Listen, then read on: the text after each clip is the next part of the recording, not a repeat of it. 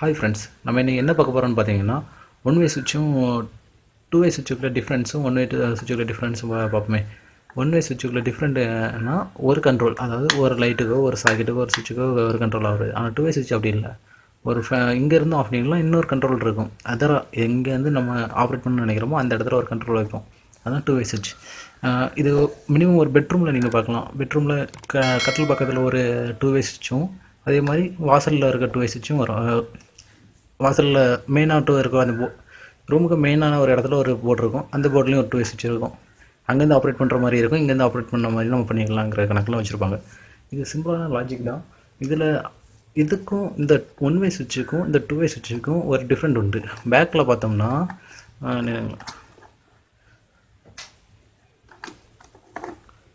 நான் மாதிரியே கலத்திட்டேன், ரெண்டாவது போட்டு பார்த்துட்டோம்னா இந்த ஒன் வே சுவிட்சில் டூ வே சுவிட்சில் பார்த்தீங்கன்னா டூ வே சுவிட்சில் பார்த்துட்டிங்கன்னா 3 டாட் இருக்கும். இங்கே ஏற்கனவே நான் போன வீடியோவில் என்னவோ காட்டியிருப்பேன். ரெகுலேட்டர் போனோம்னா போச்சுன்னா இந்த உரி எடுத்துருக்குன்னு அது ஆயிருக்கு பார்த்தீங்களா. இந்த இருக்குதான், இது ரெகுலேட்டர் அவுட்டு.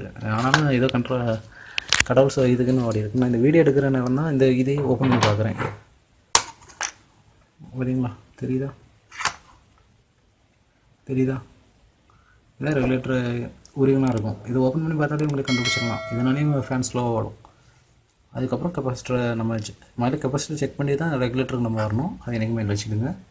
அதுக்கப்புறம் இந்த மாதிரி உரிய ஏதாவது இருந்ததுன்னா கெப்பாசிட்டர் அவுட்டு. உங்களுக்கு இதாகவே எனக்கு ஒரு இது சரி. அப்போ கெப்பாசிட்டர் இனி மாற்றிட வேண்டியதான். இனி டூ வே சுவிட்சுனா இந்த பார்த்தீங்களா 3 டாட் இருக்கும். ஒரு நிமிஷம், நான் 3 கம்பி இருக்கும். அதில்னா உங்களுக்கு 2 தான் இருக்கும். இந்த இருக்குது பார்த்தீங்களா, 2 பீஸ் 2 தான் வரும். இந்த மாதிரி 2 சுவிட்சு இது தான் இருக்கும்.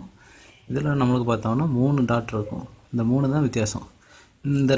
அதில் என்ன பண்ணியிருப்பாங்கன்னா ஒரு பேஸு ஒரு லைட் பீஸ், அதாவது ஒரு கரண்ட் வரக்கூடிய, அதாவது நம்ம நார்மலாக இந்த ஈவிலெல்லாம் லைட் எப்படின்னு லைட் எரி பார்த்தீங்களா, இது ஒன்று.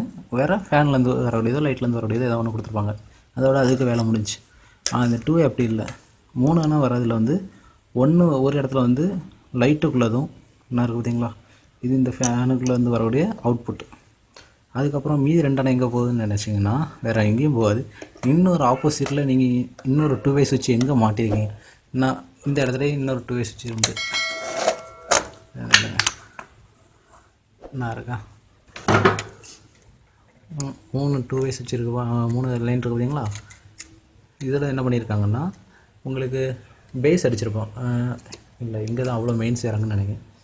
எல்லாம் லைட்டிங்ஸும் கிடக்கு. ஆமாம்,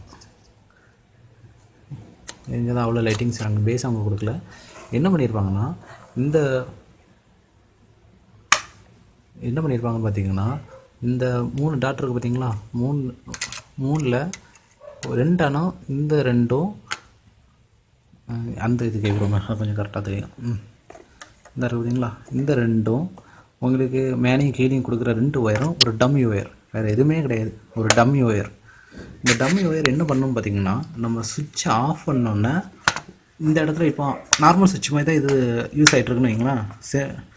இப்போ சுவிட்ச் ஆஃப் பண்ணோன்னு என்ன ஆகும்னா, இதே டம்மி ஒயர் என்ன பண்ணணும்னா அங்கே போகும்.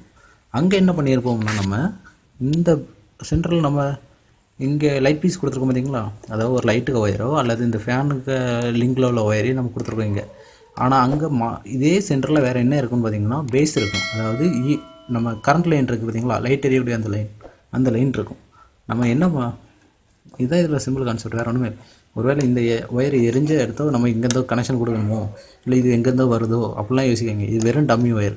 இங்கேருந்து 2 ஒயர், இதுக்கு இந்த கனெக்ட்டுக்கு கூட வேறு இன்னொரு கனெக்ட் இருக்குது பார்த்தீங்களா, 2 வேக்குள்ள கனெக்ட்டு.